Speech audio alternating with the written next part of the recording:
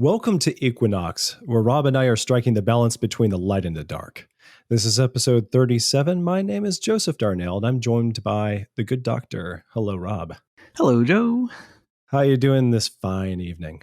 Oh, having a great time. I'm actually visiting my family in South Florida, so I've been out in the wild. I was in not Everglades. What's that place called? I was in Big Cypress National Preserve. I did some filming there, Oh, lovely. and today I went to a place called Corkscrew Swamp Sanctuary, which is Oh. one of my favorite places. But they skanked me. I was miffed. Oh, no. They didn't like your presence for videography? Well, no, I asked, and they said, "Sure, okay, no problem."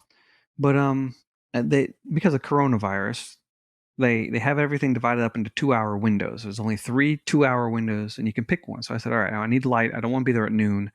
So I said 1 to 3 o'clock, and they shut at 3. I really have rather been there at 5, but Yeah, it'd be much better lighting. yeah. But I pick what I pick, and I was going to be in a swamp, so it was going to be trees and it'd be kind of dark, and I should have been okay. And it's maybe a 1.5 or 2 mile boardwalk through this beautiful area. I just love it. And I hoofed it. I went really fast, which meant I got really sweaty, which is really dumb because I'm all sweaty to try to film. Oh, no. But I wanted to look at the whole thing and pick my favorite spot. All right, so I made the whole thing, went through every little side trail in 45 minutes. And I get back to the visitor center, and it's one way. So you can't go backwards because of coronavirus. I get to the visitor center, and they had chained off the entrance. Oh, what time was that? Maybe around an hour in or less? I was 45 minutes in. Mm. I had plenty of time to film a 10-minute, 15-minute episode. So at approximately 1:45, you were ready to go back in, and there was nobody there at the chained entrance? No, it was chained because all the visitors who signed up had already shown up. Oh, right. I went inside and I said, "Hey, I know I can't go backwards, but I really wanted to do a video at this one place, and I can't go backwards past all the other people. And you got the chain up, and like, sorry." Oh, I was like, brother. "Can't I just jump over the chain and go to that place?" "Oh no, we've already got the rangers behind everywhere and sweeping through to make sure no one's left behind, so everyone's done by 3." Oh, I see. So Sheesh. I did walk backwards, and I walked past some people, and I didn't get to where I wanted to go because it would have been a long walk. And I went to a very suboptimal place, and I filmed it there. I just wasn't in a very good mood. Yeah. And then I left, and on the way back, I saw a sign for a park I'd never seen before. I said, "Oh, I'm going to drive down there." So I went down this very straight Florida road that turned into a very straight dirt road. After several miles, I finally got to a nature area. I said, "Oh, this is nice." I had a boardwalk and cypress trees.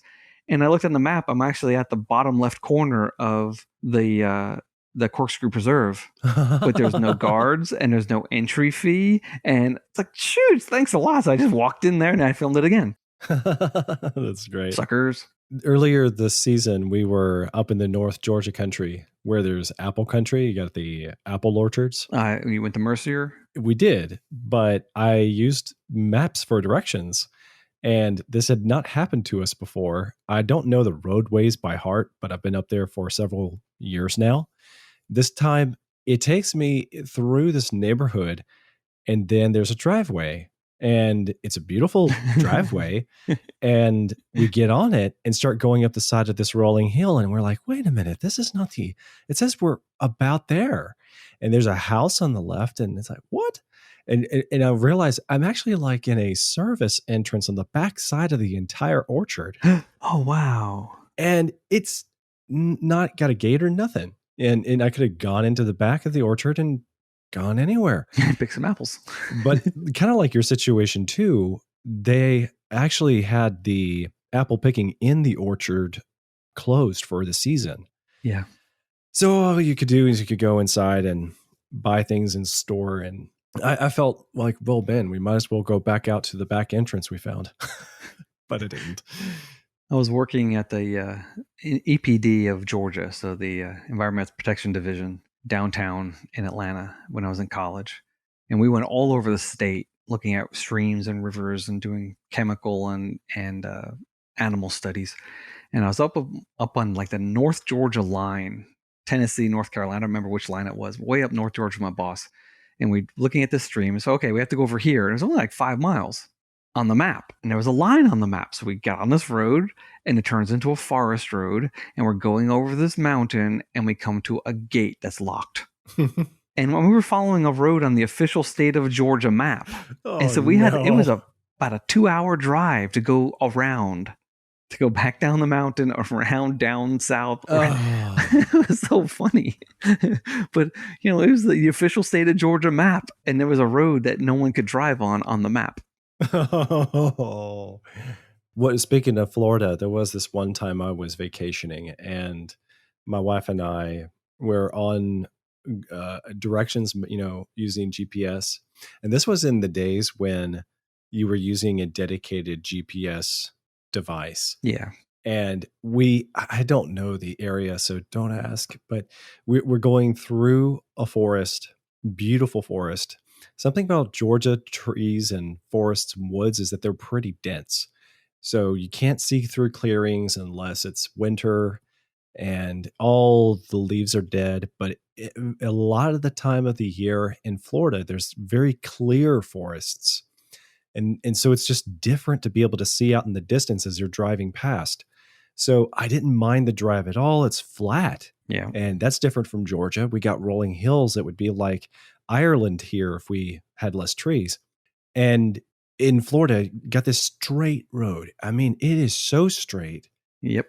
It's nerve-wracking to maintain the steering wheel.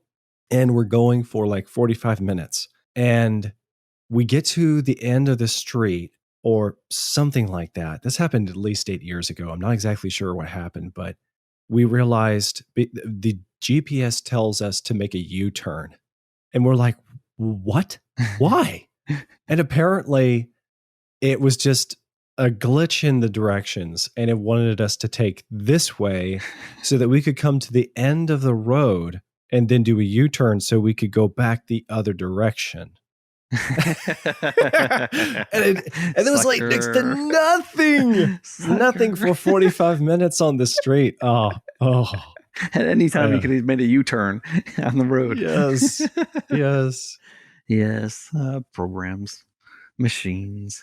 They've really made major inroads improvements. They have, but there's still some significant annoying spots about them. Yeah. They'll get there. I was trying to tell my phone earlier today, start directions home. That's exactly what I said. And my phone responds by pulling up the map and directions, but it won't start it. The button is right there, but it won't start. So I'm like, okay, well, I told you to start. So I tap the button and it seems to activate something. And it like switches to a bird's eye view, and it zooms out a little bit from the map, and I can see my destination and where I'm at. And I'm driving down the road for a mile, and I realize it didn't start the directions at all. What is it doing? Like, it's just giving me a bird's eye view of the map. Why are you doing this? And there's no button on the screen anymore. That happens sometimes when I go biking or running. I use my little app on my phone to chart everything, and I'll start it, and it won't know that I've started. And I'll get somewhere and half an hour down the road, and I'll look, how far have I gone? Oh, I haven't moved at all. It's like, oh man. So forget about logging, data if it doesn't record it. Well, if that sounds difficult, it kind of reminds me of today's discussion, our main topic. Imagine trying to get around the solar system. How difficult that must be using GPS tracking. It'd be very difficult, I imagine. Well, we will be doing it one day. So let's get into the main topic. Since we were talking about planets outside our solar system last time, we wanted to talk about those inside the solar system.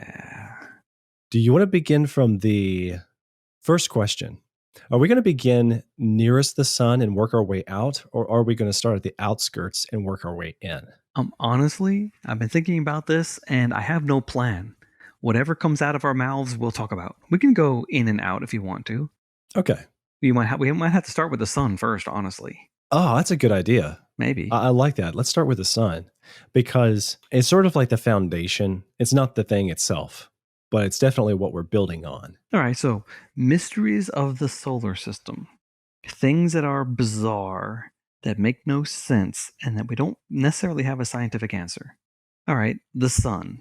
Why is the sun so stable? When you say stable, you mean it's just very different from your average stars, right?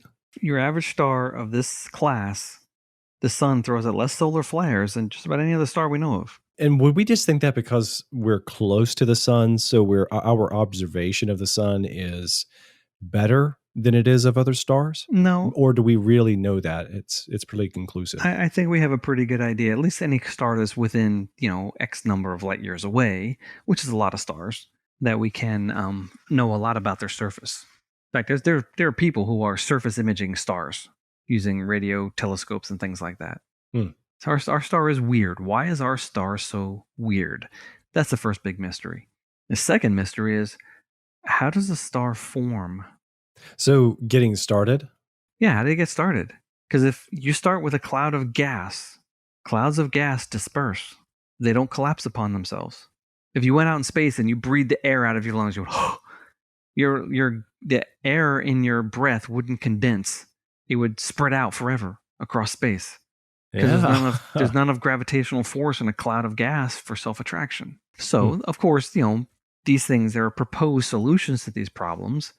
And one of the answers is, if you had a supernova nearby a cloud of gas, the resulting explosion would compress the gas to allow stars to form. All right, that might be possibly true, except where does a supernova come from? That's a star. Oh, snap. That's a really good point. You can't have an infinite regression. And honestly, it's a mystery. Why on earth would clouds of gas collapse? Now, granted, if you had enough mass in one place, it would collapse. This is true. But getting it there, that's the question. And now you're talking about every star in the whole universe is a mystery. Cool, huh? Oh, it really is. In particular, that I think a lot of people using the Big Bang model think it's pretty straightforward. And then what I've heard over the years is that there have been observers that have found an area of space where there are some new stars being formed. Yeah, there are. And I'm just taking for granted that that's what's happening. Or things that look like they're forming, yeah. Okay, so if that's happening, then how long is it taking? Are we seeing something happening at a rapid pace, or when a star is forming, it's really something that is taking hundreds of years, or who knows what? That might be a great episode for a future episode. Oh, okay. Big Bang Theory, galaxy formation theory, some of the weird things happening there, because there's some significant issues with Big Bang Theory, and lots of not philosophers, lots of theoreticians know this. In fact, we listed them in Evolution's Achilles' Heels on purpose, but there are even more that we didn't list that have been realized since. So let's table that one, because Big Bang goes in a lot of directions. Okay. Okay, shall we take one step out? Oh yeah, let's travel to Mercury. Mercury. Where did it get the name? Is it really just named after the gods? Yeah. Okay. Yeah. Mercury, the wing-footed god, and Mercury moves real fast, so it's the wing-footed god. Oh, okay. For some reason, I thought that was Goodyear, but that's a tire store. I don't know why they didn't call it Mercury.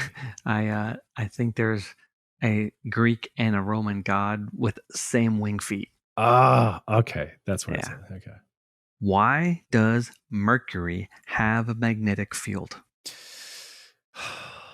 Does it have to do with size plus? I small. want to say it has something to do with, small, yes, but it still has gravitational force, right? Yeah, like compared to asteroid or even a bigger satellite. than asteroid, but it's still very small. Does it have more to do with the sun? No. Oh, okay. No, this is an unresolved mystery. Oh, okay. We don't even quite know what causes the magnetic field on Earth. We do know the maximum strength you can make an iron magnet. And we also know that iron magnets decay over time. So given Mercury at maximum, if it is billions of years old, it should have no magnetic field. Period. Okay. Huh. Now, the Earth should not have a magnetic field either, but we don't have a solid core. So the theory, which is all theory, it's called the dynamo theory, that rotating, sloshing around fluids that are high in iron are causing the magnetic field of Earth. Now, how come the energy doesn't dissipate over time? That's all, theoreticians struggling with this stuff. But forget Earth's magnetic field.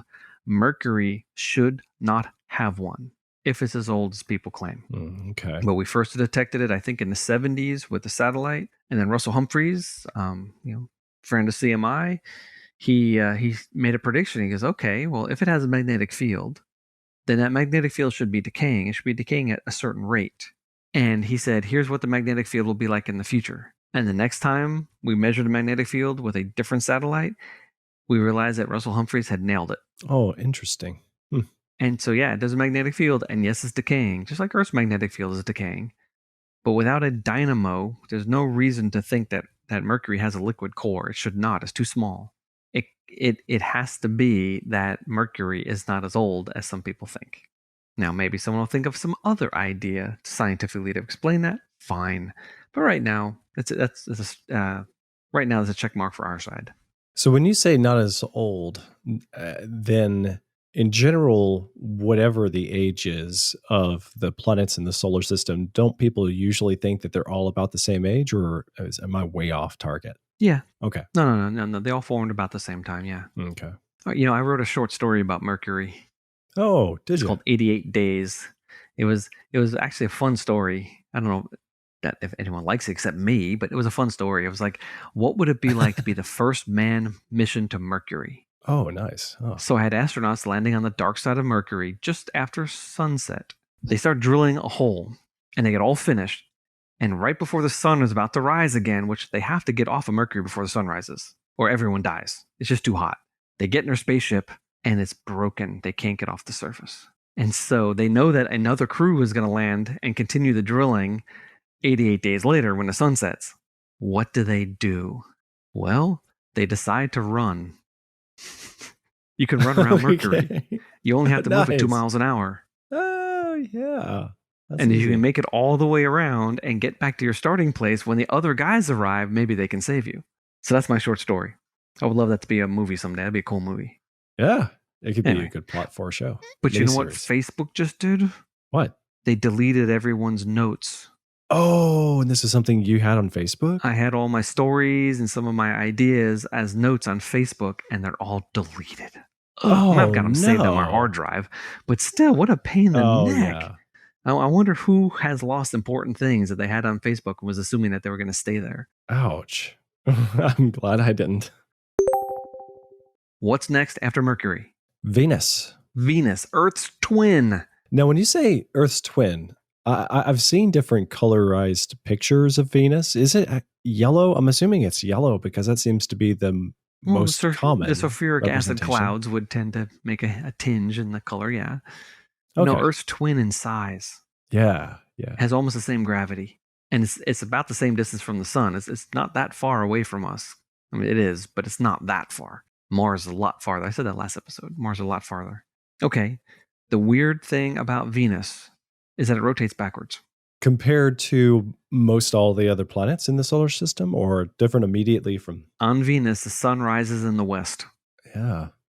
And that's weird because if our solar system and all the planets coalesced out of a swirling gas cloud, you kind of would think that all the rotational forces would be operating in the same direction. Right. And it would, if it was produced by like slinging out of the same cloud as the sun plus the rest of the solar system. Gotcha. Yeah. That's the most mysterious thing about Venus that I could think of. There might be others. That's pretty high up there. I think so. NASA has a really interesting concept for exploring and colonizing Venus. You can't land on the surface. You'll die. There's nothing we can never land on the surface. But at 100 miles in altitude, you're at 1 Earth atmosphere of pressure with 1 Earth's amount of oxygen. You're above the sulfuric acid clouds, and it's about 1 G. You could have an airship flying around in the atmosphere of Venus, and it's extremely Earth-like. What a cool concept. Oh, yeah. That is very interesting.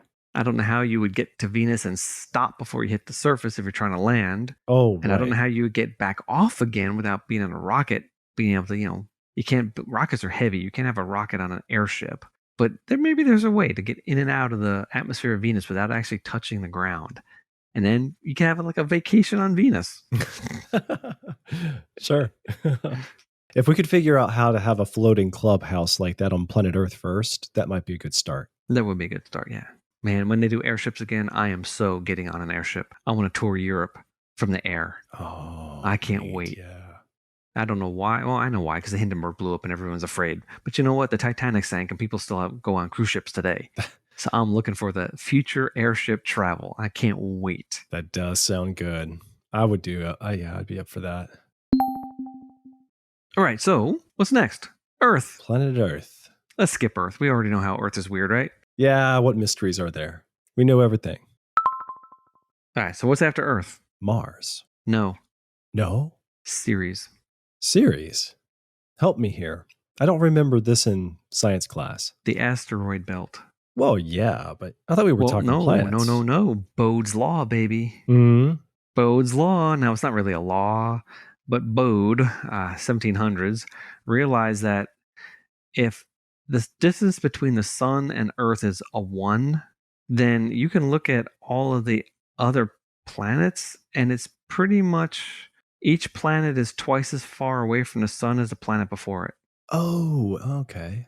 So Earth is twice as far. Venus is twice as far away as Mercury. Earth is twice as far away as Venus, but Mars is 4 times the distance from Earth. No, sorry, I got it backwards. Oh, I'm stupid. I am so stupid. Everyone on the internet right now listening is like, Rob, you're a dunce, man. What are you talking about? I am an idiot. I really am. Mars is next. The asteroid belt is outside of Mars. Mr. Smarty Pants, me. Yeah, I got it wrong. Okay. Well, see, I wouldn't have even considered the asteroid belts, but I do care about the asteroid belts. I mean, I love them too. I'm thankful for them on Thanksgiving as well, but I just think of the solar system as our planets, plus maybe the sun. But if we're talking about planets, and we're talking about the positions of the planets, we have to embarrass Dr. Carter, who shows he doesn't know what he's talking about. And we have to realize that there is a regular order to the distances.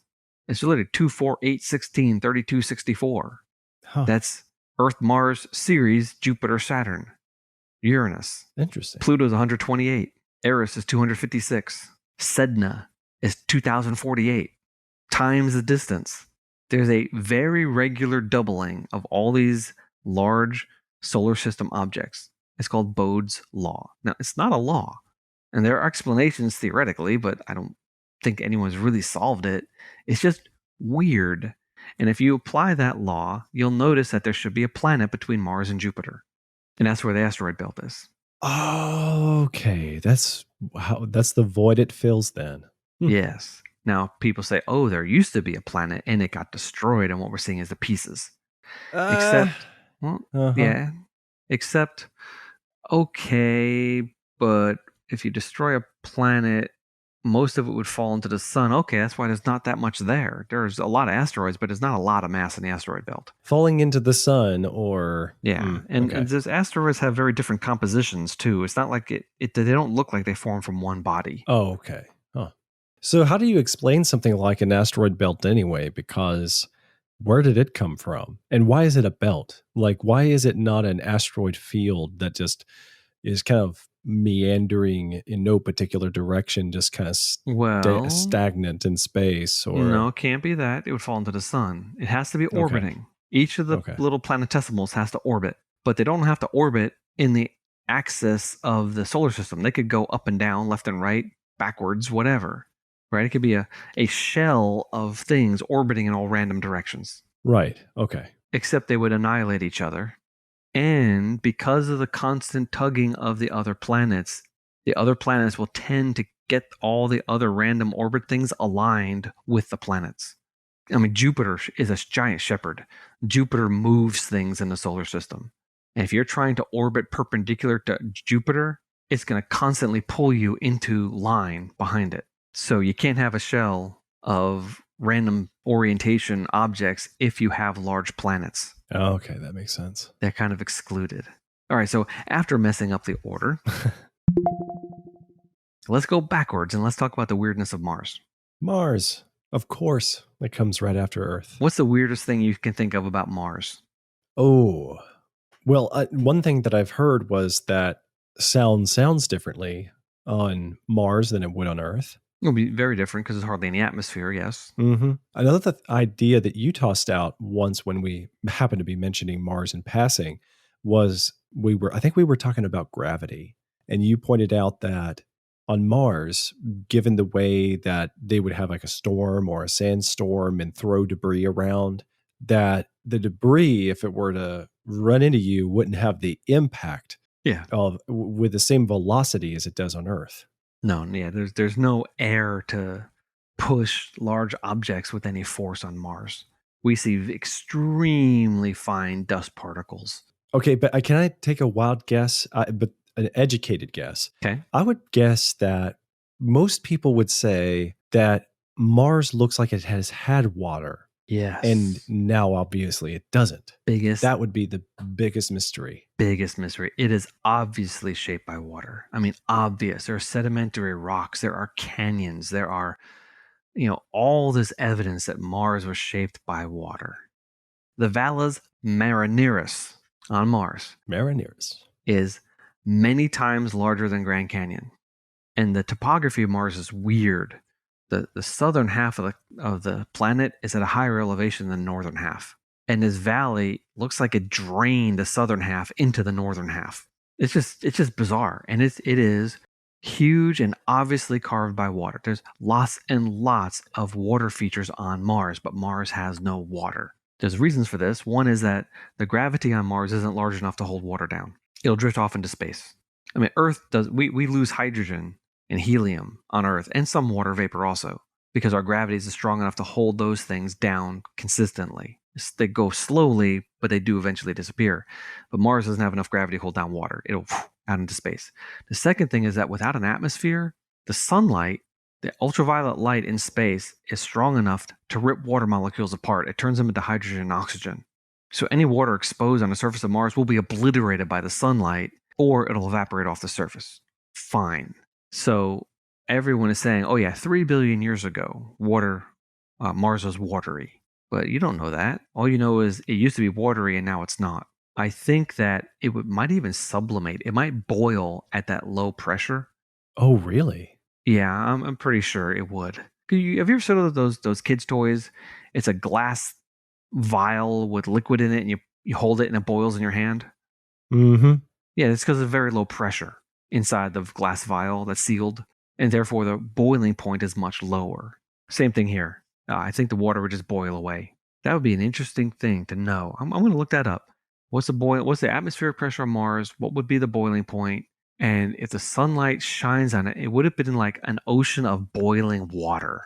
That would be cool. But if there's water vapor there, that means it would have higher atmospheric pressure. But still, that would be an interesting. I bet someone could calculate that. Huh. Well, then along this line, if you had Mars brand new, covered in water, at least having oceans, is there any way to have an idea of how much time it takes for the water to evaporate? Yeah, that's a question that I would like to know. Yeah. And I'm sure someone can calculate it. That would be cool. So we don't necessarily know the volume, but if we said if the volume was A, then it would take this much time. And if the volume was B, then we know it would take X amount of time. Yes. That would be interesting. Yes.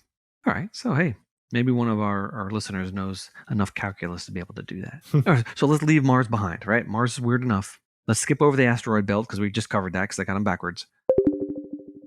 The next one, Jupiter. First of all, Jupiter's too big.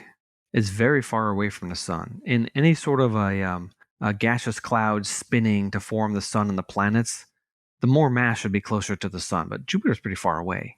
It's more massive than all the inner planets all put together. So that's mystery number one. But mystery number two is the rotational kinetic energy of Jupiter. It has more than half of the spin of the solar system all by itself.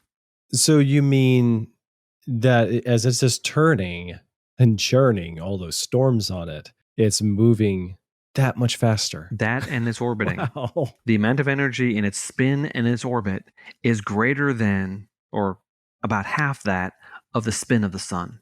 Jupiter has more than half of all the oomph in the solar system. Interesting. So maybe Jupiter formed its own little proto-disk and it wasn't big enough to become a sun, but it was somewhere else in the universe, and it migrated close to the sun and got captured by the sun. Now it's orbiting the sun, but it was really its own thing, maybe. Well, yeah, maybe. You can be as speculative as you want. But if the sun had captured Jupiter, why isn't Jupiter such a nice circular orbit?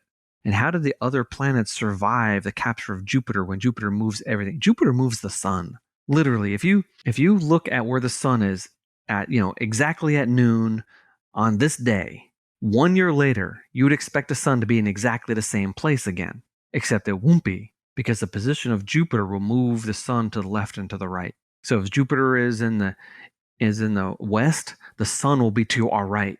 If Jupiter is in the east, the sun will be to our left. It actually moves. It wiggles in the sky more than the width of the sun. It doesn't sound like a big deal, but that means you can't calculate sunset.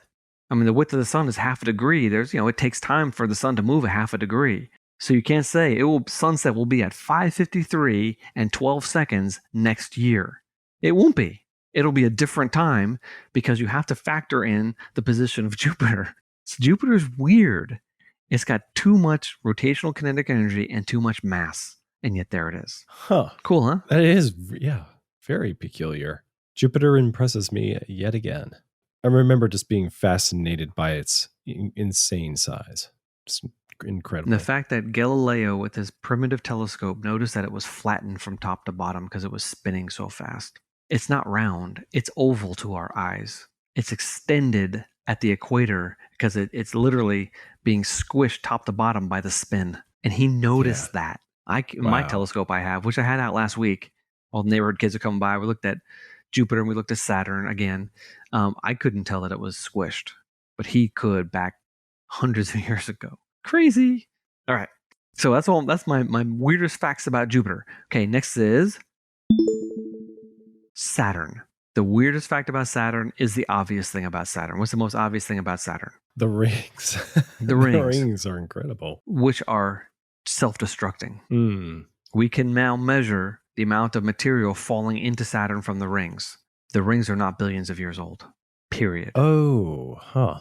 They're not. Now, I don't know how old the rings are because I don't know how much mass it started with, and I don't know how they formed.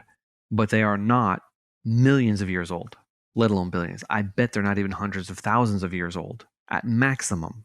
Yeah, because basically with all the material there, even though we can't be positive about an exact amount of years or even give or take a million or hundreds of million. Yeah, you can't know. It's just impossible for billions. Okay. It's impossible for vast periods of time. Those rings did not exist if the universe is as old as secular evolutionary astronomers want to say. So I'm not saying this is proof that the universe is young.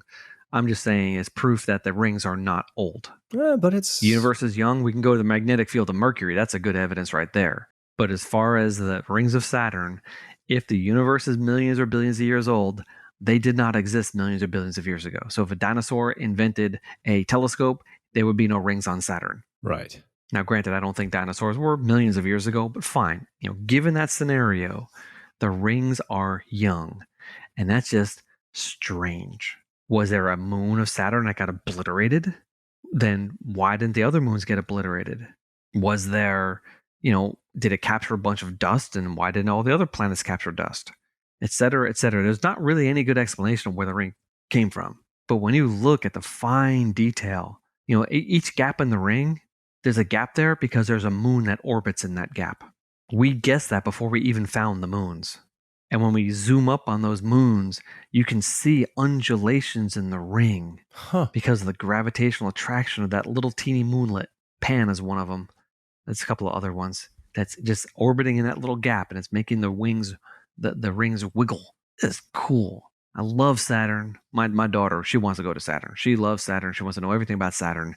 She just doesn't quite realize that it's Bode's law. It's at 32. Mars is only 4 times. Saturn is 32 times the distance. It's really far away. The fact that we can see it with the naked eye is only because it's so big. Wow. So speaking of the Saturn ring, or rings, yes, in a lot of science fiction art, they like to play with how many rings a planet can have. Yes. There's some pretty fun things they do. Is it even conceivable? Have we come across another planet with a crisscrossing another ring or anything like that? Or basically, do all planets with rings end up like Saturn's? I'm going to say because of gravitational forces, you cannot get a ring except a ring that's lined up with the equator of the planet. Okay. It would be impossible. Hmm. Very interesting question. I mean, temporarily you could have it, but it wouldn't last. Very interesting question. All right, so let's go one more out from Saturn. What's next? My very educated mother just served us. Uranus. Yes, Uranus. This is the most mysterious and most bizarrest and weirdest planet in the solar system. Right. That is saying a lot. Speaking of which, though, before we can move on to Uranus, what do you know about the hexagon on the top of Saturn? Is it Saturn that has the hexagon? Oh, I love that. What a cool thing. Yeah. It just so happens that at a certain distance from the North, probably South Pole too. Yes, I think South Pole too. At a certain distance, there's an oscillation. The winds are going at just the right speed that it sets up a harmonic five-fold wave that makes a pentagon. It's literally it's humming in a pentagon. Totally cool. Totally amazing. Love it. Yeah. And when I first saw it, my mouth fell open. I was like, that is so cool. Right. So, any of our listeners who haven't seen this, if you get nothing else out of our show, it is one of the most fascinating things. No doubt we'll find a picture and put it in the show notes. Good one. Mm-hmm. When you see the thing, it doesn't look like it could be anything but technology created. You'd think that some civilization on the North Pole of Mars had created the thing, but it's not. And why it looks so peculiar is that it's a hexagon. Wow. How does that happen? Anyway. Very curious. Nice to know that even nature, though, can cause something that unusual. Yeah, Wow. it's beautiful. I'll tell you what, looking at the swirling patterns of the gas giant planets, especially Jupiter and Saturn, from modern satellites, take close-up pictures. They are absolutely mesmerizing. I could stare at those patterns for minutes. I say hours, that'd be ridiculous, but I have literally sat and stared at them because they're so beautiful and so weird and so incredibly deadly. I mean, it's something no human will ever touch or never experience. All right, so what is one out from Saturn? Well, that takes us back to Uranus. Yeah, back to Uranus. Uranus. I said Venus is orbiting the wrong direction. Sorry, it's rotating the wrong direction. Right. So if the North Pole of Venus is up, it's going backwards. Well, the North Pole of Mercury, the North Pole of Earth, the North Pole of Mars, the North Pole of Jupiter, and the North Pole of Saturn are all pointing in the same direction. Uranus is lying on its side. That is pretty different. The North Pole is at almost 90-degree angles to the other planets. What? Speaking of which, would that sort of thing gradually change over time? Kind of like fall in step given enough hundreds of millions of years or something like that? No, it's too extreme. Now, the Earth does wobble because we have mountains and etc. So our North Star is not always the North Star. We precess, we wiggle. The axis of the Earth, it wobbles a little bit. And that's probably true of all the other planets also. But you can't turn a giant gyroscope, and literally it's a planet-sized gyroscope. You can't turn it on its side. It would blow up. The strain and the forces are such that the planet would come apart because it's not solid. It's held together by gravity. If you tried to grab the planet and turn it, it would explode. I mean, literally, it would explode because everything would try to keep on turning in the same direction they're turning. And the forces necessary to turn it over are unimaginable. So a giant asteroid or another planet did not hit Uranus and knock it on its side. It didn't happen that way. It had to have formed on its side. Or some very strange lumpy thing in it, and it caused a gravitational disturbance to cause it to oscillate so wildly to finally settle down on its side. But Uranus's orbit is one of the most circular of all the other planets. If it got disturbed enough to turn sideways, you wouldn't expect it to have maintained an almost perfectly circular orbit. No, Not at all. And its day is the length of its year. That is awesome. It's not like the North Pole is pointing at the sun and the North Pole is always pointing at the sun. No, no, no, no, no. The North Pole is pointing somewhere in space, and as it rotates around the sun, sometimes the sun is shining from the side, sometimes the sun is shining at the North Pole, sometimes it's shining at the other side, sometimes it's shining at the South Pole, and it has rings. We didn't know this until we sent, I think, it was the Voyager probes. Now, Galileo, when he pointed his telescope at this planet, he never would have seen rings because the rings were edge on to the sun in his day. But when we sent up what I think is the Voyager, they were face on, and so it said, "Hey, this planet has rings. Cool. They're not nearly as extreme as Saturn's rings, but they're there, and they orbit the equator of the planet. So sometimes they're reflecting the sun's light, and sometimes they're perpendicular to the sun's light. Cool. What a bizarre planet. Another thing, and this applies to Neptune, Uranus, and Saturn. These are pretty massive objects very far out in the solar system. You would expect the mass to be concentrated around the sun, and it's not. And so this is a big mystery. So people say, oh, planetary migration theory. Some planets move outwards, some planets move inwards. Okay, it's a theory. There's not really a good reason for it.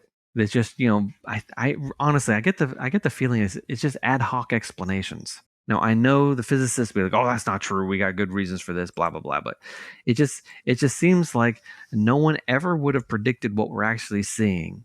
And therefore, well, we know it's billions of years old. And we know it formed from a cloud of gas. So therefore, we have to explain it this way. And I think they're really struggling. Wow. For Neptune, I don't know enough about Neptune to know how it's weird, but the coolest thing about Neptune is the way it was discovered. Well, it's also a beautiful shade of blue. Yeah, it's beautiful. But we talked about this a long time ago. Might have been in episode number 1 of Equinox, of the discovery of Neptune. Because you can't see it with the naked eye. But once they had developed gravity theory through Newton, people plotting the course of these planets, and they noticed some discrepancies. And I said, this doesn't make sense. There's got to be another planet. And the British Observatory blew it. They should have found it, but they didn't. I don't remember the man's name at the moment, but he wrote a letter to the Berlin Observatory. And he said, point your telescope there. And that night they did, and Neptune was discovered that night. It's one of the greatest scientific confirmations ever made. They literally found an invisible planet from the theory of gravity, and there it is. This is really cool. Yeah. Well, there's one other thing I could mention about Neptune I remember from science class. Yeah? Is that it has the dark spot. It looks like a bruise on the side. Yes, very much like a Jupiter spot. It's a giant storm. But again, I think we can explain that with standard physics. But it is beautiful and it's cool and it's weird. Well, it is weird to me because storms of Earth, even Mars, right? They come and they go. Yes. But this is a storm that is perpetuated, right? It's just there. Well, same as a giant red spot on Jupiter. Mm-hmm. The issue is there's not enough energy for that storm. It's too far away from the sun to have significant heat energy. And I forgot this. One of these planets is radiating more heat than it's receiving. Oh, that's Neptune. It might be Neptune. That's a vague thing that just jumped into my head that I learned a long time ago. No, it's true. Yeah, it's Neptune. It can't be from radioactive materials because, first of all, you're not supposed to get heavy elements that far out. Second of all, it doesn't have enough mass to have been burning for billions of years with radioactivity, and therefore it's a giant mystery why it's radiating heat. Cool. Good call, man. I'm glad you remembered that. I really enjoyed the solar system when I was going through sciences. Yeah, it's good stuff. All right, so what's on the outside of Neptune? Well, nothing. That brings us to the end of the solar system, right? Oh, no. R.I.P., little Pluto, R.I.P. Actually, it couldn't be further from the truth. I love Pluto. I love Pluto too. I can't understand anyone who in their right mind or on a bad day would say that a once declared planet is no longer a planet. Rob, what is going on here? There were reasons for this. It turns out to be very difficult to define what a planet is. I would have said if it's large enough to be a sphere. So asteroids aren't spherical, they're lumpy because their gravitation is not strong enough to squish everything into a sphere. The problem is Ceres is a sphere, and there are other solar system objects that are big enough to be a sphere So that's not the answer. One part of the definition of what a planet is it's large enough to have swept out its own orbit. So there aren't co-orbiting things orbiting with it.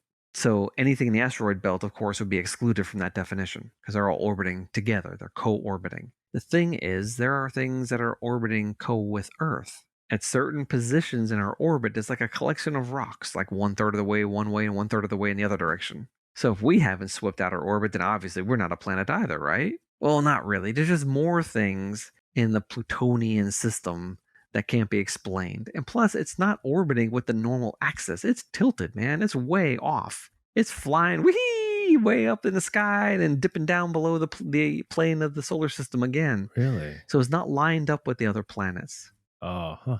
But it's got moons, man. Right. It's got multiple moons. It looks like a planet. If you're looking at it from a distance, hey, if we were standing on it, it would look like a planet. I mean, Yep. Would you be able to see the curvature a whole lot better looking at the horizon? Oh, yeah. It's small. Yeah. It's tiny. Definitely you'd be able to see the curvature a lot more. There won't be any flat Earth arguments about Pluto. It's a planet for ants. But the ratio between the planet and its moon is smaller than for any other planet in the solar system. Its moon Charon is massive compared to the size of Pluto. I think, if I remember, that the barycenter, the center of mass, the place upon which both of the things orbit, I think is actually outside of Pluto.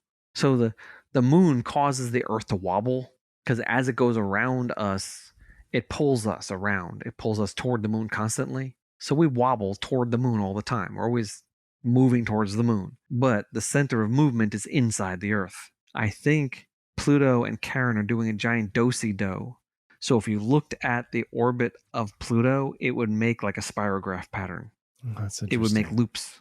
And the loops are larger than the diameter of the planet. Yeah, that is pretty odd. But that's not the weirdest thing about Pluto. The strangest thing about Pluto is the large area of Pluto that is devoid of comet or asteroid impacts. So that area would just be smooth. And we just discovered that a couple years ago. And literally it was like, what on earth? Or what not on Earth? I mean, every other body in the solar system has been peppered with asteroids. Look at our moon, look at Mercury, look at Mars, look at Earth. It's peppered. I mean, there's holes all over the place. But there are one particularly large area of Pluto that has none. So either it has been resurfaced recently, which means it's geologically active, which makes no sense because it's tiny, can't hold heat, it's incredibly far away from the sun. How can a thing be geologically active? Or it's young. And neither of those conclusions are acceptable to the secular astronomers and the community. And so Pluto is actually a stick in the eye to the millions of years concept. Now, perhaps there will be an answer someday. I understand there, people working really hard, real smart people a lot smarter than me are working on answers to these things. And every once in a while they'll come up with something and we say, oh, okay, you know what, that's not a good answer anymore. Like the old the dust on the moon argument is literally an argument we can't use anymore. It's just not true. Back in the day, they said, oh, if the moon is billions of years old, there should be, hundreds of feet of dust accumulated on the surface of the moon. That's why the Apollo landers had those big old fat pads on their feet. Because Isaac Asimov, the science fiction writer, he said, hey, boys, you're going to sink in the dust. You better put these big flat things on there. And then actually when we landed, we went clong. There wasn't a bunch of dust on the moon. Yeah. And so a lot of the creationists said, see that? The moon isn't billions of years old. It's a great evidence of the young universe. But since the Apollo era, we left particle counters on the moon. So every time a particle of dust hits one of these things, it goes ping, and sends a little radio signal back to Earth. And we can count the particles striking the moon, and it's a whole lot lower than we expected. Therefore, the thickness of the dust on the moon doesn't tell us anything. It tells us today it's accumulating extremely slowly. I mean, orders of magnitude more slowly than we thought.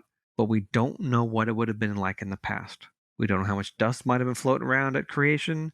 We don't know how much dust would have been floating around in an evolutionary scenario. We would expect a lot less now because the solar wind would sweep it away, planets would suck it up, the sun would suck some of it up. But the dust on the moon argument is basically gone. We should not be using it. All right, so those are the planets. There's a couple of solar system oddities that I wanted to discuss before we go. Well, I have one other question too. Oh, sure. What? Growing up, again, around the time that I was going through my favorite science class, Okay. my teacher actually formerly had worked at NASA, great guy. And it inspired me to go to the library and pick up every book that I could about planets. And the only one that I read from cover to cover was about a hypothetical planet X. So this would have been in the late 90s. And supposedly there Yes. was reason There's enough to still have a speculations about conspiracy. the various planet X's. Yes. So this is the idea that there is gravitational forces beyond the planet Pluto of a Yes. huge size that are affecting things closer in, even maybe Jupiter and Neptune. The reason Clyde Tombaugh found Pluto is because he knew that there were gravitational anomalies, and so he was looking through that area, and he says, "Oh, there's the planet we've all been looking for." The problem is Pluto is not massive enough to explain the gravitational anomalies. So ever since the discovery of Pluto, people have still been looking for more planets, but we haven't found any more. A couple years ago, someone postulated that there must be call it Nibiru. I don't know what you're going to call it, Planet X. I don't know what they called it, but they said there must be another very large planet that's very far away, and yet every once in a while it comes in close because some of the outer planets have a strange resonance where their orbits are like in sync, but they should not be in sync. And the only way for them to be in sync is if every once in a while, like a clock, their orbits are perturbed in exactly the right way by a large object that then goes way far away from the sun again. Again, totally speculative. It's possibly true, but that would mean a lot of things. It doesn't have to be there, but if we have to explain the planets using nothing but gravity, then this thing must be out there. But if God created planets and let go, then anything could be true. We don't need another extra planet to explain the strange orbital resonances. Fair enough? Yeah. Hey, Okay. do you know what Huh. Vulcan is?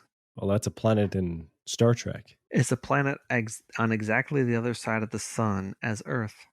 What? That's where it No. came from. The idea that there was a hidden planet on the other side of the sun that we'll never be able to see. Oh, that's awesome. That would be mysterious. There was a sci-fi movie, back in probably 50s or early 60s of an astronaut, and they sent him on a trip around the sun. And he got back in 6 months and he got in trouble. And they're like, how you turned around, you chickened out, you ran away, you came home too early. He's like, no, no, no, no, no.